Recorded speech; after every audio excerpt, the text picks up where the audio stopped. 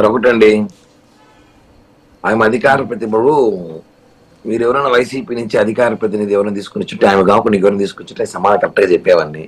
పాపం మహిళ అక్కడ, వాళ్ళు మనం ఏం మాట్లాడలేము. ఎందుకంటే మీకు తెలుసు మనం ఏం మాట్లాడినా మహిళలతో ఈ రోజుల్లో ఎలా ఉందో మనకు తెలుసు. కాబట్టి నా పాయింట్ ఏమంటే, పాప ఆవిడికి తిరుపతి మేము ఇక్కడ పుట్టి పెరిగాము, ఇక్కడ ఆమెకి ఎవరో లడ్లు తెచ్చి తింటుంది. పాపం ఆవిడకి ఎవరో లడ్లు తీసుకెళ్ళిస్తే ప్రసాదం తీసుకుంటారు. మేము కొన్ని వందల లడ్లు తిన్నాం, 100 లడ్లు పంచినాం. ఇక్కడ మాకు తెలుసు లడ్డు చరిత్ర ఎలాంటిదో, లడ్డుకి ఇక్కడ ఎంత అవమానం జరిగిందో. లడ్డులో మీరు ఏం చేస్తారో నిత్యం స్వామివారి దగ్గర ఉంటున్నాం కాబట్టి మాకు తెలుసు. ఆవిడకి తెలియదు, ఆమె ఎక్కడో వైజాగ్లోనూ ఆ పక్క విశాఖపట్నం దాటాడు ఉంటారు కాబట్టి పాప ఆవిడకి తెలియదు. నేను ఏం చెప్తున్నా అంటే మల్లేశ్వరి గారికి, మేడం గారు మీరు ఒక్కసారి తిరుపతి లడ్డూలు చరిత్ర ఒక చదవండి. తిరుపతి లడ్డూలకి ఎంత ప్రాధాన్యత ఉందో, అలాంటి లడ్డూలో కక్కుర్తిపడి డబ్బుల కోసం కేవలం 200 కోట్లు 250 కోట్ల కోసం కక్కుర్తిపడి మీ పార్టీ నాయకులు అంటారో, లేదా ధర్మారెడ్డి మీ పార్టీ అధికార ప్రతినిధి అంటారో, ధర్మారెడ్డి ఏమని అంటారు అనుకోండి, అలాంటి వ్యక్తులను తీసుకొచ్చి ఇక్కడ పెట్టి మా తిరుమల తిరుపతి దేవస్థానం కల్తీ చేయడం మహాపాపం.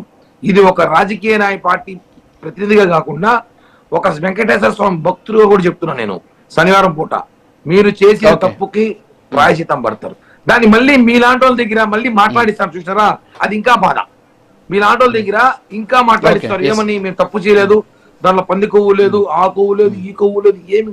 చూడండి మేడం, నేను ఒకటే చెప్తున్నా, వైసీపీ నాయకులు మీ ద్వారా కానీ చాలా మంది వైసీపీ నాయకులకి, అధికార ప్రతినిధికి, వైసీపీ పేటిఎం శ్రేణులందరూ కూడా direct not available to fat అంటే ఏం తెలుసా, డైరెక్ట్ గా ఫ్యాట్ తీసి వెయ్యరు.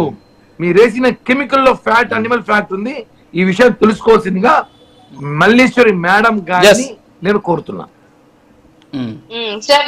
మల్లేశ్వరి మేడం గారు మరి కిరణ్ రాయల్ సార్ గురించి మాట్లాడారు, చెప్పండి.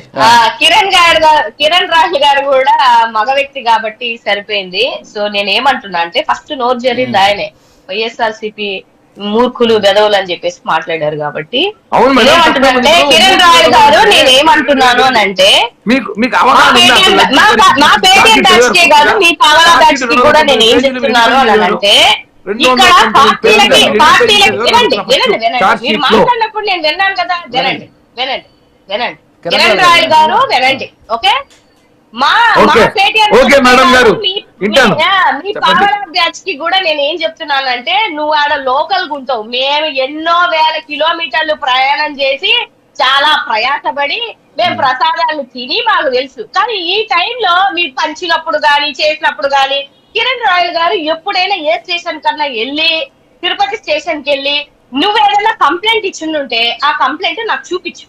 2019 నుంచి 25లో నువ్వు స్వతహాగా స్వయంగా వెళ్ళి, కిరణ్ రాయల్ అన్న నువ్వు స్వతహాగా స్వయంగా వెళ్ళి ఏదన్నా కంప్లైంట్ ఇచ్చింది ఉంటే నాకు ఇప్పుడు అది ఎఫ్ఐఆర్ కాపీ ఏదన్నా ఉంటే